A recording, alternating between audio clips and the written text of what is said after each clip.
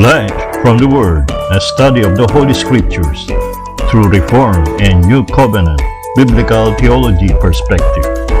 May this help you in your Christian life. Nagpapatuloy po tayo sa pag-aaral ng John 18 verse 1 to 11, titled The Garden of Glory, where the King stands for us. Our first point is verse 1 to 4, the King who steps forward. Sahin po natin verse 1 to 4. When Jesus had spoken these words, he went out with his disciples across the brook Kidron, where there was a garden, which he and his disciples entered. Now Judas, who betrayed him, also knew the place, for Jesus often met there with his disciples. So Judas, having procured a band of soldiers and some officers from the chief priests and the Pharisees, went there with lanterns and torches and weapons. Then Jesus, knowing all that would happen to him, came forward and said to them, "Whom do you seek?"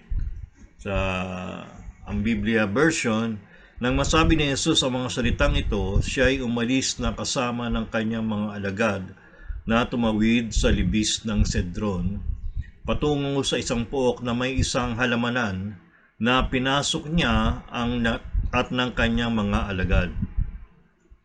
Alam din ni Judas na sa kanya'y nagkanulo ang lugar sapagkat madalas na si Jesus ay nakikipagtipon doon kasama ng kanyang mga alagad.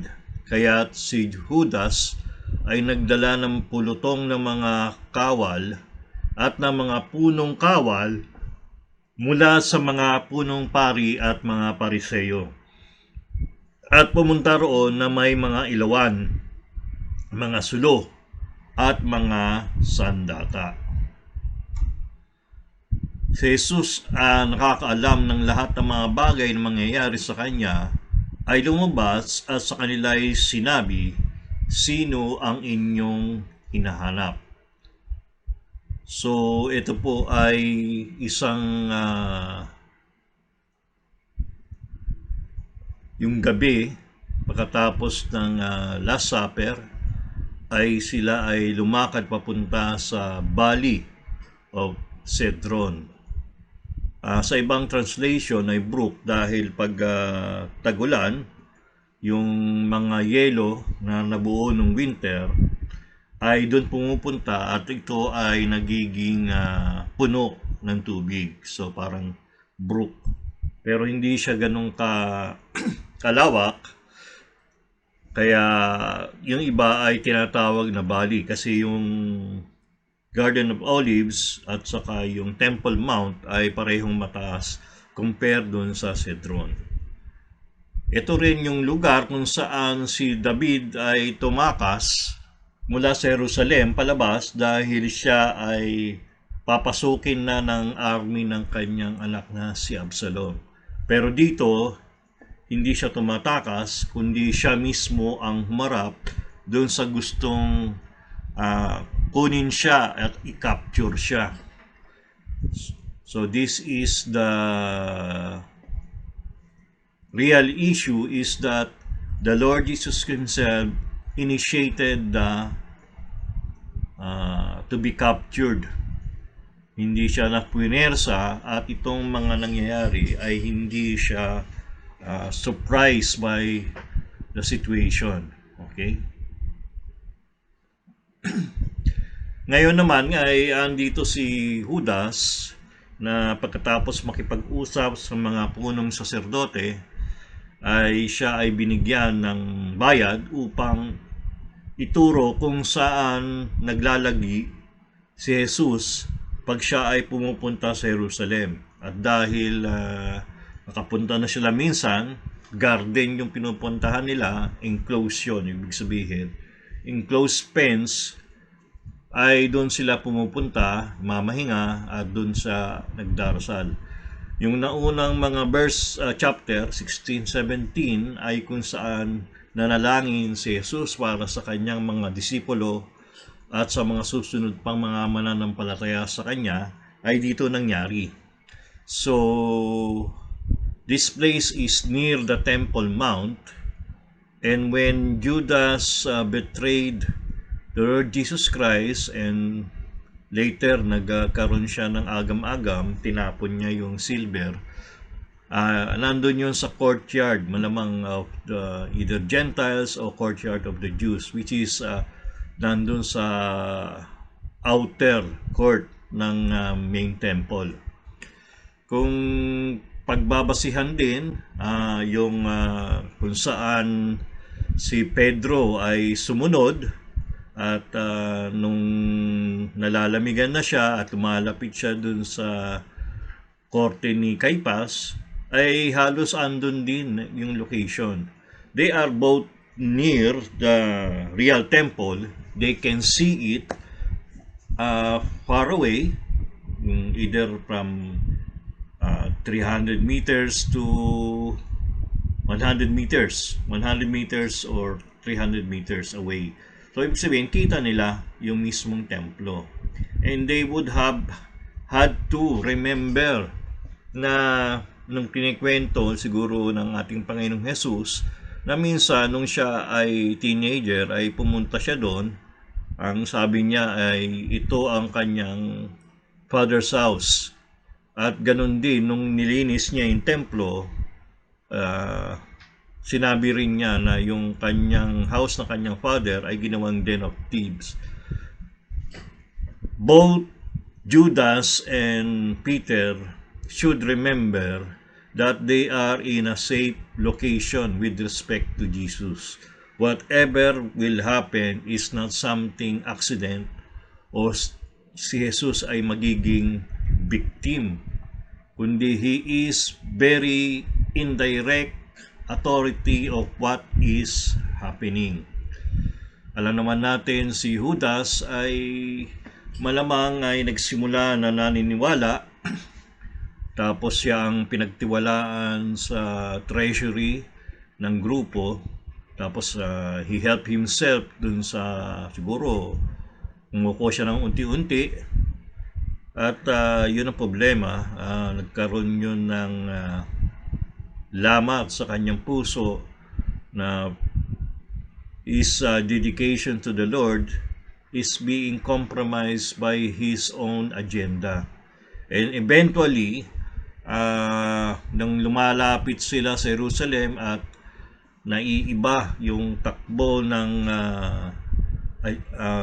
plano ng Panginoong Jesus with respect to his thinking, nakita niya siguro hindi practical yung iniisip na revolusyon ni Jesus dahil wala siyang army. Hindi niya pinagsasama-sama yung mga alagad niya at siya ay pumupunta lang doon at wala man lang silang dalang mga armas. Okay? Judas' tragedy isn't just that he betrayed Jesus, it is that he stood so close to salvation and still missed it. He followed Christ with his feet, but not his heart. He had remorse, but not repentance. He hated the consequences of his sin, but not the sin itself. And when his world fell apart, sa thinking niya, he turned inward, not upward. He teaches us this sa kanyang nangyari: regret without repentance leads to ruin. And even when you walk with Jesus,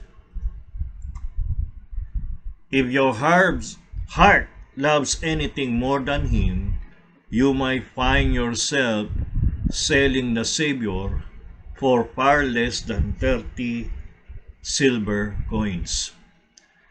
So, pag tinignan natin ngayon na yung passage na binasa natin, we can see that the Lord Jesus Christ was not afraid to die. He had full foreknowledge and divine initiative dun sa nangyayari. Sabi nga sa John 10:18, no one takes it from me, I lay it down on my accord. Okay? Sa atin, Parang yan yung mga rescue worker, barangay captain, pag dumadating ang matitinding bagyo at nagkakaroon ng flooding, ay sila mismo ang nananatili doon at nangangalap ng dapat ilikas. At hindi nila inaantala yung pwedeng mangyari sa kanila. Okay? So, how do we apply this to ourselves? This reminds us that we don't face betrayal or feel fear alone. Jesus stepped into it ahead of us.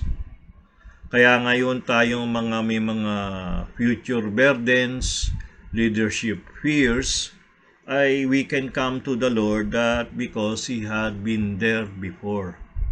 So we are encouraged to quietly trust in Christ's courage and not rely on our strength. Okay? Dapat isipin natin that Jesus goes ahead of me in every dark place, whether it's death, sickness, financial constraint, mga problema sa pamilya. We must feel that we are safe even when uncertainty comes, and we have to step forward that hard conversation or burden in His strength and not in our strength po. So mga kapatid, ano pong Kidron Valley o brook that we are afraid to cross right now? For we know na we can trust that the Lord Jesus Christ has already gone before me doon sa lugar na yon. I-summarize ko po ang nating napagdaan ng verses. Ito ang sandaling lumilipat si Jesus mula panalangin patungo sa aktwal na katuparan ng plano ng Diyos. Tumawid siya sa Brook Kidron, isang lugar na may malalim na kahulugan sa kasaysayan ng pagtubos.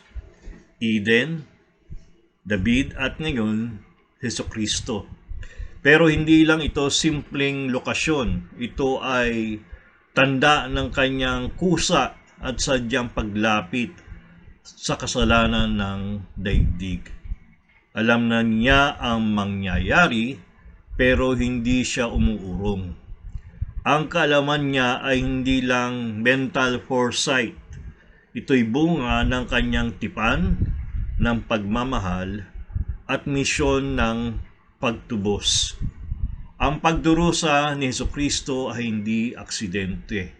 Ito ay laging bahagi ng kasaysayang itinakda para sa ating kaligtasan. Punta po tayo sa second point. The name that brings men down, verses 5 to 6. Basahin po natin. They answered him, Jesus of Nazareth. Jesus said to them, I am he. Judas, who betrayed him, was standing with them. When Jesus said to them, I am he, they drew back and fell to the ground. Sumagot sila si Jesus na taga Nazaret.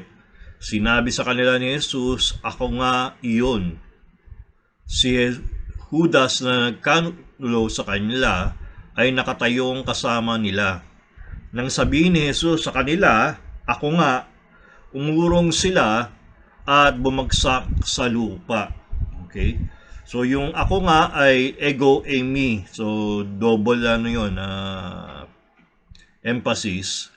At it harks back doon sa Exodus 3:14 kung saan sinabi ng ating Panginoong Yahweh na ako ay ako nga, which is the tetragrammaton, no?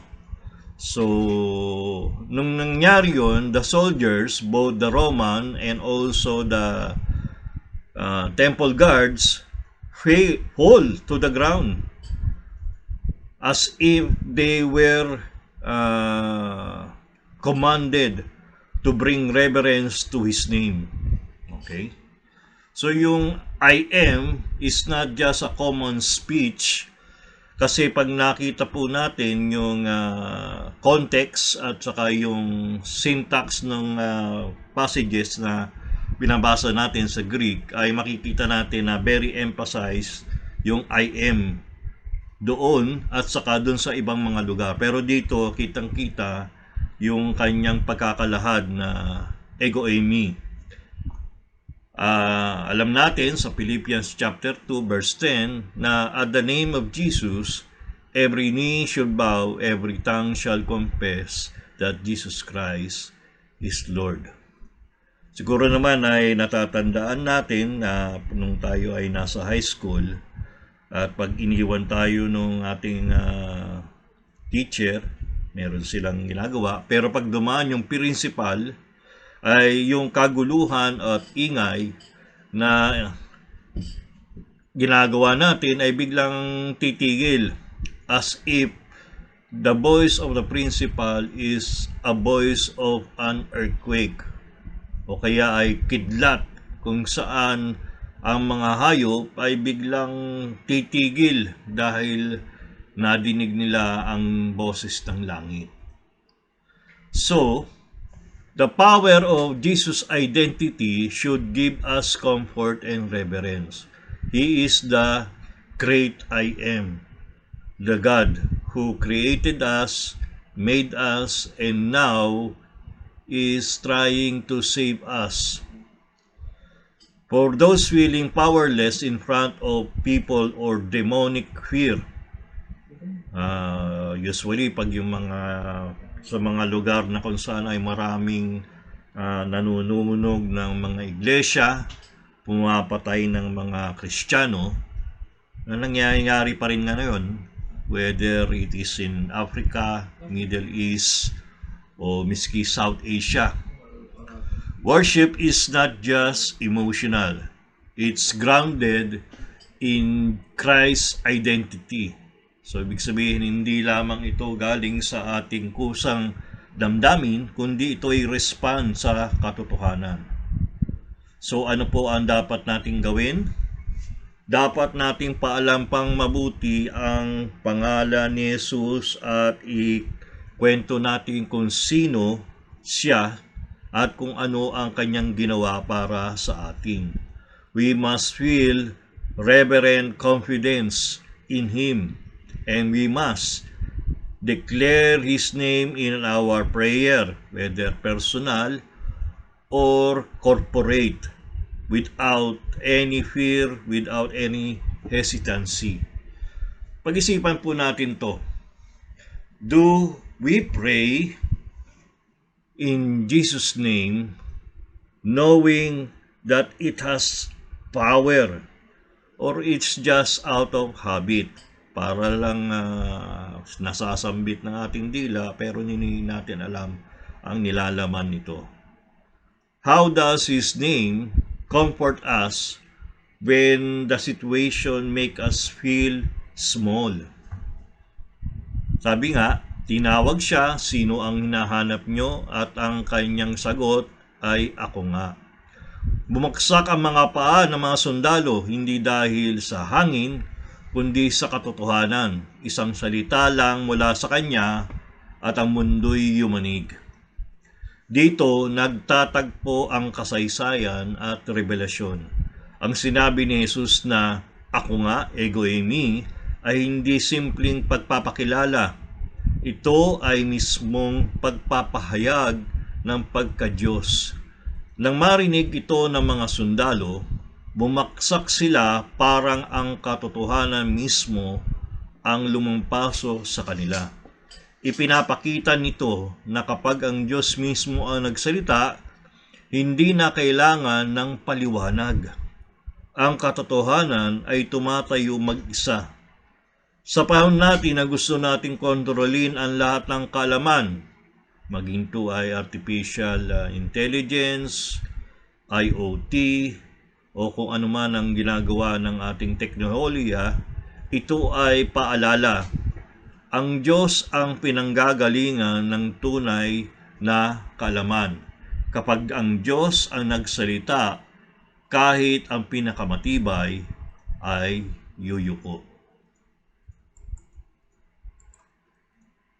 So, papunta po tayo sa point number 3.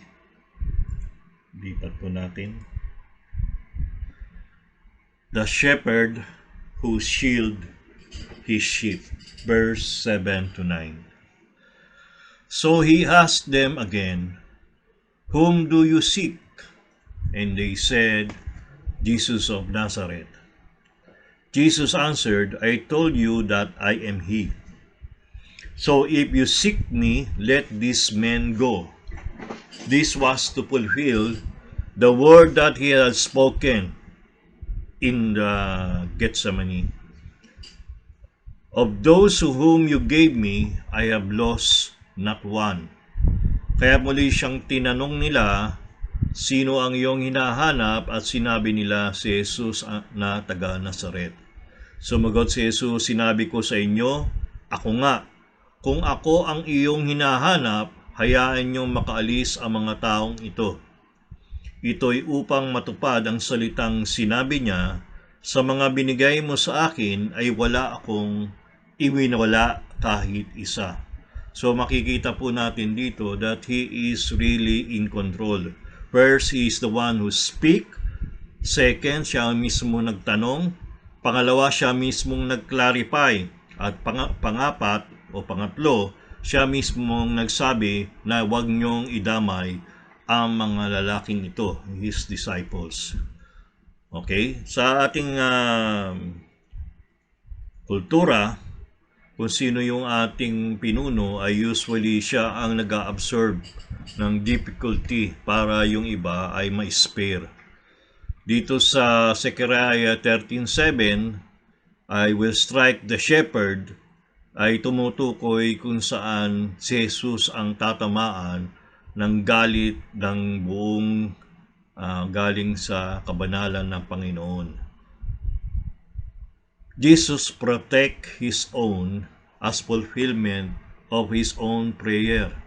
At sabi niya, "Let them go," echoing the redemptive echo of Exodus deliverance. Okay? So, mayroon nagsasabi, Jesus wanted to avoid arrest. Hindi po. He stepped forward and command their release. He is the sovereign substitute. John 17:12, "None of them is lost." Okay? Sa atin po, mga nangyayari, alam naman po natin ang ating mga magulang, marami dyan sa ating Pilipino, na they endure absence para lang kumita para sa kanilang mga anak. Yung inahing manok, ay siya mismo ang nagpapalawig ng kanyang wings upang hindi tamaan ng mga ulan ang kanyang mga chicks, yung kanyang mga anak, inakay. So how do we apply it to ourselves? Mga kapatid, we are saved because Jesus took the blow himself. Sa mga nagtitiwala sa Kanya, ay siya mismo ang tumanggap ng pinakamalakas at pinakamasakit na hampas ng Diyos. For those burdened with guilt or fear of being forsaken, let us be reminded that Jesus is the one who were put down because of the guilt of our sin, and he was forsaken by his Father. So, for our sake, he encountered the hell of being eternally forsaken by God the Father. So, it encourages us to trust his protective substitution. Okay? Tandaan natin na nandun siya at hindi tayo nag-iisa. Christ didn't just die for me. He stood in for me. I'm covered, so I must not feel exposed. yung mga mas lalo yung nabubuli o kung ano pinagsasabi ng mga tao, we must remember there is a covering, and that is the Lord Jesus Christ. We must let go of self-defense. At siguradong kulang din naman yon, we must rest in His finished work. Pag-isipan po natin itong mga bagay na ito. Ako ba ay trying to depend on my own? Protektahan ang aking sarili at gagawa ako ng paraan para maprotektahan ito? Do I not know that Jesus is the shield and the fortress? Kaya dapat sa ating panalangin ay maging parte ito ng ating confidence in Jesus Christ. Ngunit sa gitna ng lakas ay may lambing. Kung ako ang hanap nyo, palayain nyo sila. Siya ang pastol na hindi umatras, kundi pumagitna. Mga minamahal, pagmasdan ninyo ang puso ng ating Panginoon.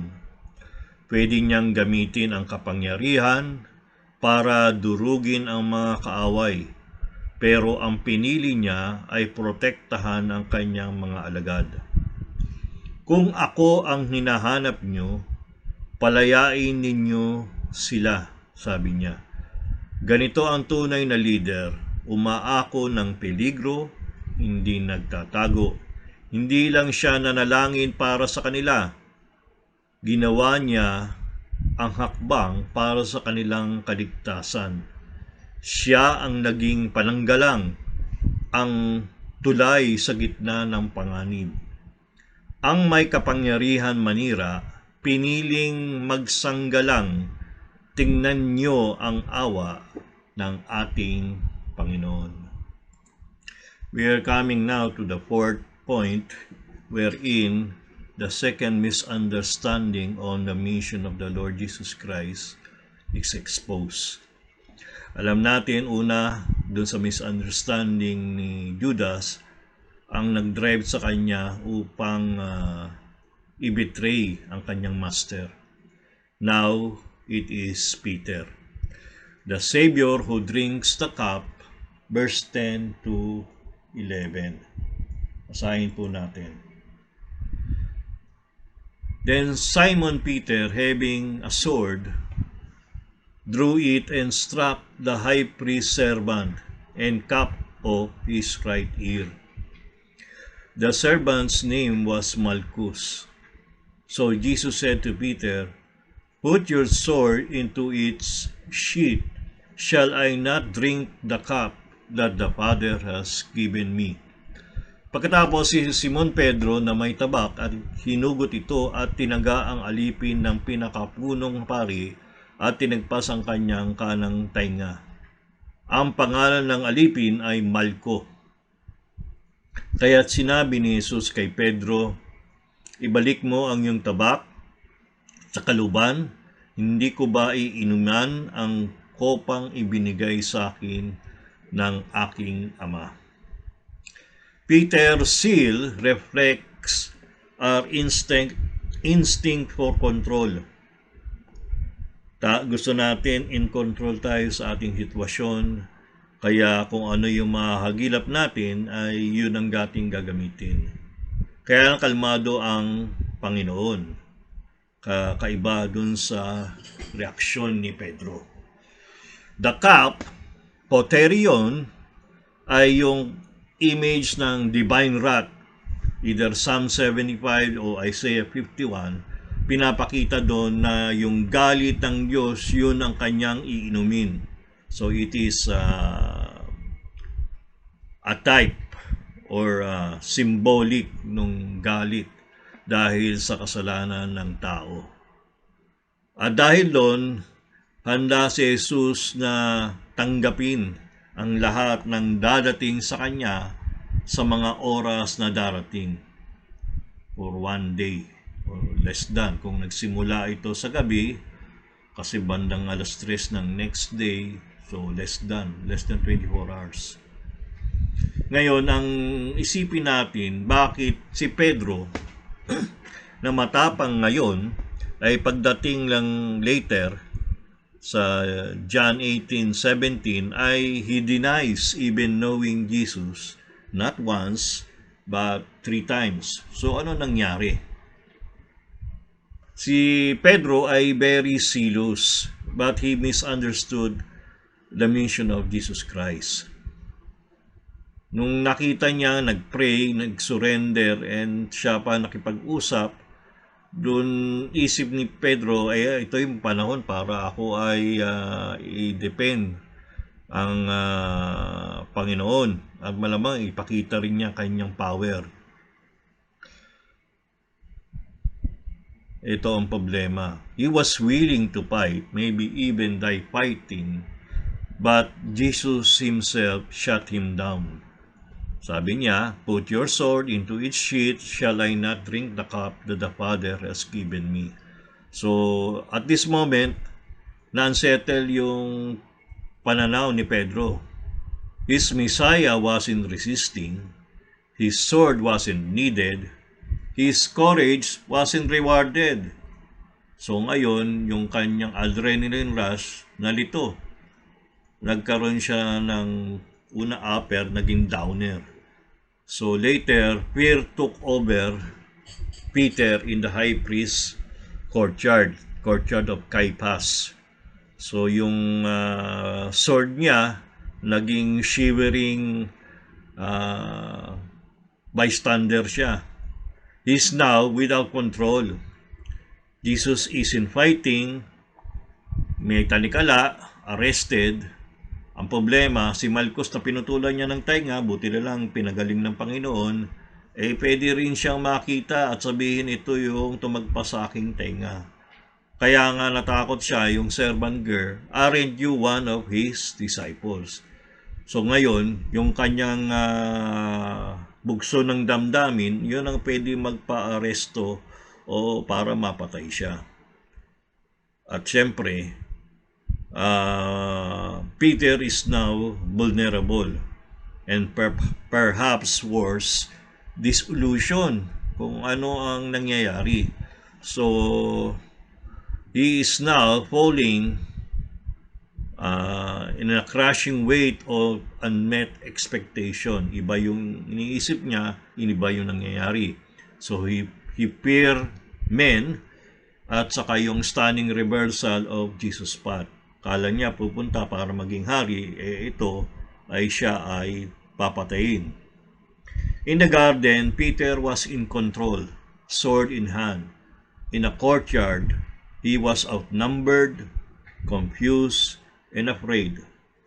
What's tragic is that his denial happened not before kings, but before a servant girl. Courage on the battlefield, but silence in the shadow.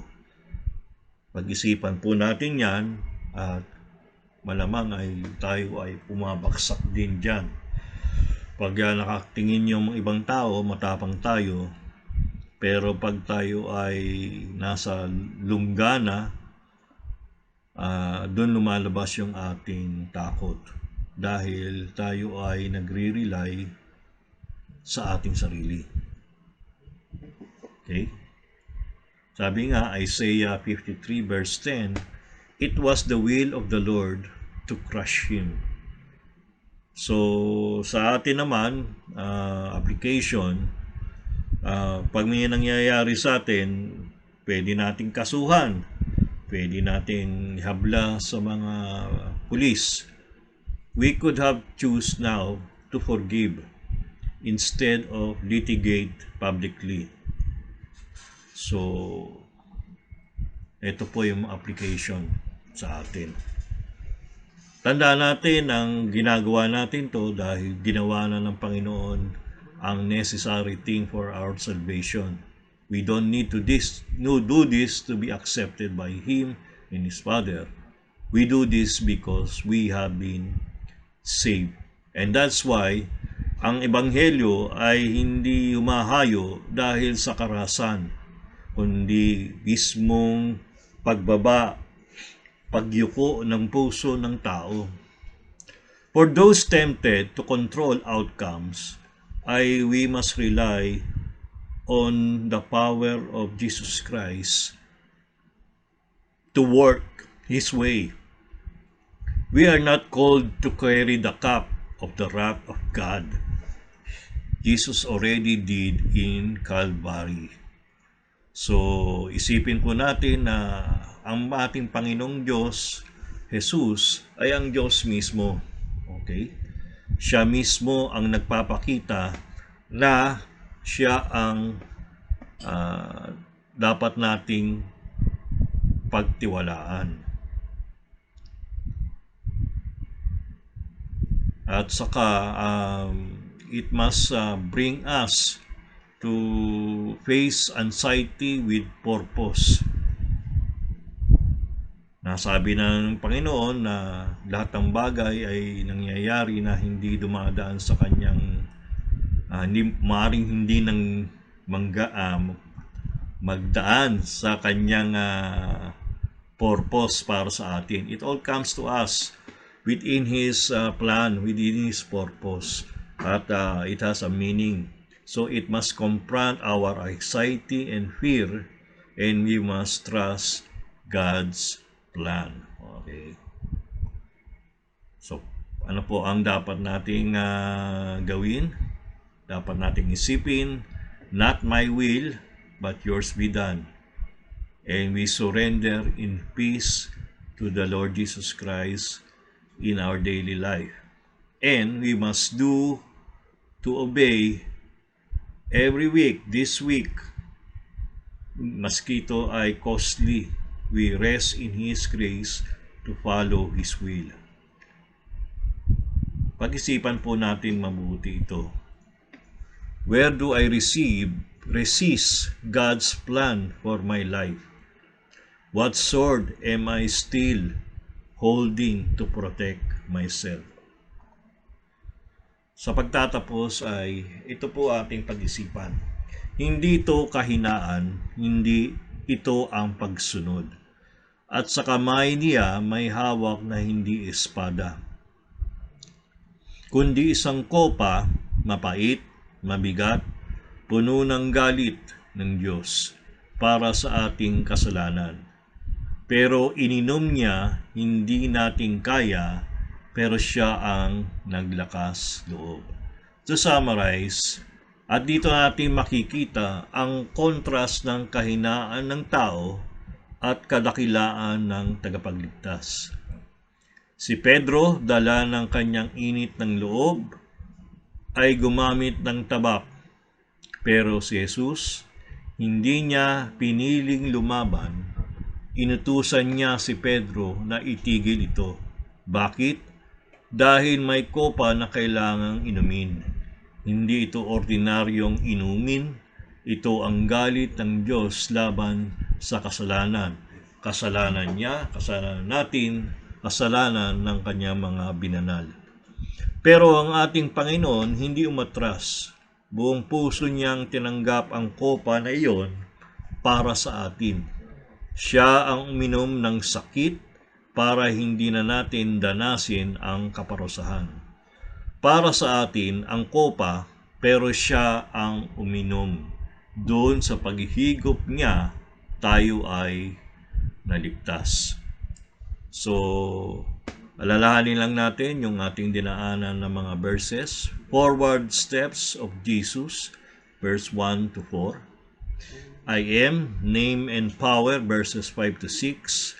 Love that protects others, verse 7 and 9. And intervening obedience, verses 10 to 11. At bago tayo manalangin, basahin ko lang uli ang isang tula. Pumasok siya sa hardin, madilim ang gabi. Tahimik ang punong olibo, tila may hinanakit. Walang palakpakan, walang espada, kundi pag-ibig sa dibdib. Sa halik ng pagtaksil, siya'y buong loob na sumapit. Ang mga alagad tulog sa takot o pagod, habang si Judas ay may bitbit na sugat sa loob. Ito ako, ang sabi niya, ang mga kawal ay bumagsak. Ngunit pinili niya magtiis, hindi bumawi ng lakas. Siya ang pastol na di tumalikod, kahit lahat ay tumakbo. Ang tinig niya'y naging kanlungan ng mga nalilito. Ang tabak ni Pedro, apoy na ligaw, kanyang pinawi sa hangin at inabot ang kopa ng Ama sa gitna ng dilim. Ang kopa ay hindi para sa lasa, kundi hatol na buo. Paghihirap na dapat sa atin sa kanya ay sumalo. Ngunit sa pait ng inumin ay awa ang dulot, pag-ibig na tahimik, matatag at lubos. Pumasok siya sa hardin kung saan ang digmaan ay nagsimula. Bit-bit ang bigat na hindi kayang buhatin ng iba. Kaya't lumapit, kaluluwang pagod at takot. Sa harding yun siya'y pumasok para ang pintuan ng langit ay mabuksan sa pag-ibig. Final challenge po sa atin. Step forward like Christ with faith, not fear. Speak truth like Christ with grace, not pride. Protect others like Christ with mercy, not control. Obey like Christ with love, not delay. Put down our sword, pick up our cross. For the King has already gone before us, and he drank the cup so that we could walk in freedom. Tayo po ay manalangin. Our gracious and sovereign God, in Christ you have revealed not only your will, but your heart. In the garden, he did not retreat from suffering, but stepped forward into it, knowing fully what lay ahead. We thank you that our Lord was not overtaken by men, but handed himself over not because of weakness, but because of a redemptive purpose formed from eternity. Forgive us, O Lord, when we grasp the sword of Peter, seeking to control what you have already ordained. Teach us the wisdom of surrender, the power of stillness, the depth of trust. Anchor our faith in the one who protected his own, who spoke his name with authority, who drank the cup we could never bear. May his obedience shape our will, his love temper our zeal, and his victory quiet our striving. In the name of our Lord Jesus Christ, our Shepherd, our Sovereign, and our Substitute, we pray. Amen and amen. Please don't forget